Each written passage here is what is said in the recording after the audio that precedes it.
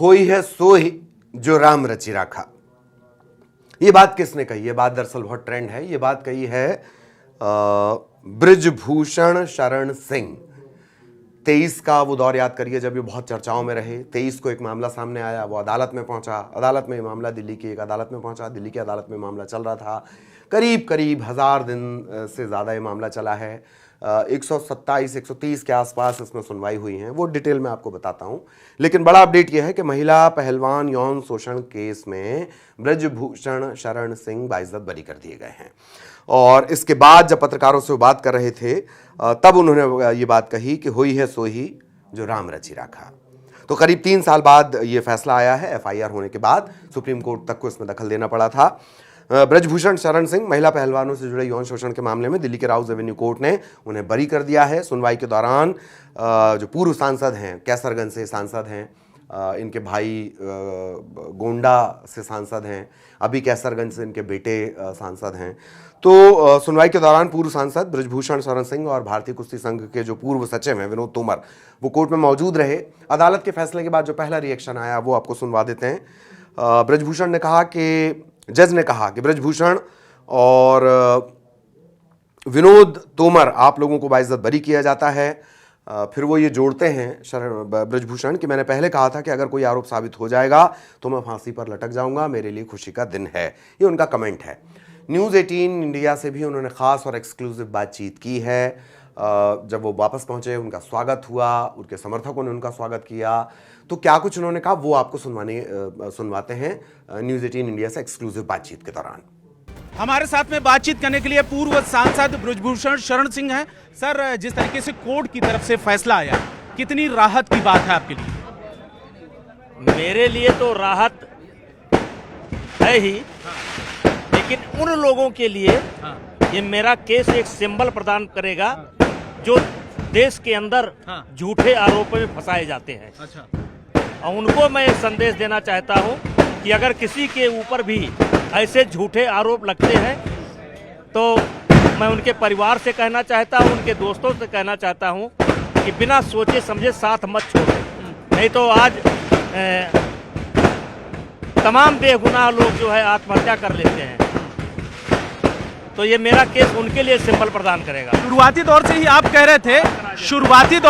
रहे थे कि आपके ऊपर आरोप लगाया जा रहा है जो झूठा है। आपको पूरी तरीके से भरोसा था कि आपके हक में यह फैसला आएगा? क्योंकि मैं अपने आप को जानता था, मैंने कभी इनके साथ गलत नहीं किया, किसी के साथ गलत नहीं किया। तो मैं अपने आप को जानता था, इसलिए कह रहा था। जिस जंतर मंतर रोड पर आपका घर है, यहीं पर प्रदर्शन हुआ था, बहुत लंबे समय तक प्रदर्शन हुआ था। जो महिला जो कुश्ती जो खिलाड़ी हैं उनके प्रदर्शन कर रहे थे, उनको आज क्या कहना चाहेंगे? उनके लिए कोई शब्द नहीं है। हाँ, उनके इस कृत्य से कुछ दिन तक खिलाड़ियों को शर्मिंदा होना पड़ा, विशेष करके महिला खिलाड़ियों को शर्मिंदा होना पड़ा।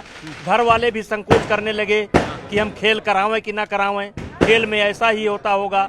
तो कुछ लोग दिन के लिए लोग डर गए थे। अब वो अपनी क्या किए, गलत किए कि सही किए, वो सोचेंगे। आपको लगता है कि विश्व स्तर पर जो कुश्ती की एक साख है उस पर भी धक्का लगा था इस वजह से? विश्व स्तर पर इतना बड़ा षड्यंत्र भी नहीं हुआ। अच्छा। सबसे बड़ा यौन उत्पीड़न का सबसे बड़ा षड्यंत्र मेरे साथ हुआ। अच्छा। हाँ। और इसमें पूरे वर्ल्ड के खिलाड़ियों को झटका लगा, हर महिला पहलवान के परिवार को झटका लगा कि ऐसे होता होगा। लेकिन आज ये जो आज का दिन है उन महिला पहलवानों के परिवार को भी ताकत देने का काम करेगा, मुझे पूरी उम्मीद है। क्या इन पूरे प्रकरण में क्या आपको लगता है कि कोई राजनीतिक साजिश भी रही है, कोई बैकअप रहा है? अरे पूरा विपक्ष शामिल था। हाँ। विपक्ष में कुछ लोगों को छोड़ दिए, पूरा शामिल था। कौन नहीं आता था? प्रियंका जी आती थी, हुड्डा जी आते थे, गहलोत जी आते थे, ममता जी आती थी, केजरीवाल आते थे। कौन नहीं आया? कहां कहां तक नाम गिनाऊं मैं? लेफ्ट राइट सब घूम रहे थे, टुकड़े टुकड़े गैंग घूम रही थी। कौन बचा है जो आया नहीं? कोई हरा हरा बांध करके आता था, गरजता था। कोई एक यूपी से आता है, वो कहता था हम पकड़ लाएंगे, मेरे घर से वो पकड़ लाएगा। बेचारा कहता था कि अगर कहें तो मैं पकड़ लाऊं उनको, मेरे घर से पकड़ लाता वो। हम नाम नहीं लेंगे। अच्छा, इसी प्रकरण की वजह से 2024 में आपको टिकट नहीं मिला, आपके बेटे को टिकट मिला। आपको लगता है पॉलिटिकल करियर अभी आप मेरा पॉलिटिकल करियर बहुत बचा हुआ है, चिंता मत करिए, देखिएगा आप। तो ये वो बयान है जो उन्होंने अपनी जीत के बाद दिया है। समर्थक बेहद खुश थे। मामला 2023 जनवरी 2023 से शुरू होता है।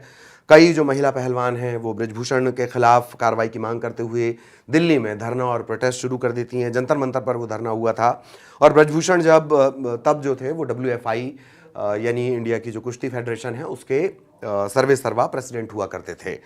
आरोपी के एक नाबालिग समेत जो महिला पहलवान हैं उन्होंने उनके खिलाफ शिकायत की। कोई FIR दर्ज नहीं हुई। सुप्रीम कोर्ट ने दखल दिया। अप्रैल 2023 में FIR दर्ज होती है। हालांकि बाद में जो नाबालिग पहलवान थी वो उन्होंने मना कर दिया। उन्होंने कहा कि जो आरोप उन्होंने लगाए थे वो गलत हैं ब्रजभूषण सिंह पर। खैर 127 इस मामले में सुनवाई हुई हैं। 2 जुलाई 2026 को दोनों पक्षों की दलीलें पूरी हो गईं। अदालत ने अपना फैसला सुरक्षित रख लिया। मामला जनवरी 2023 में सामने आया। तब से लेकर अब तक कुल 1133 दिन के करीब होते हैं और उसमें 127 बार सुनवाई हुई है। ब्रजभूषण 20 जुलाई 2023 से जमानत पर ही थे। 10 मई 2024 को अदालत ने दिल्ली पुलिस की चार्जशीट के आधार पर आरोप तय किए थे और इसके बाद ये ट्रायल शुरू हुआ था। अब आगे इसमें क्या होगा? तो आगे ये हो सकता है कि ये राउज एवेन्यू कोर्ट का मामला है, दिल्ली के कोर्ट का मामला है।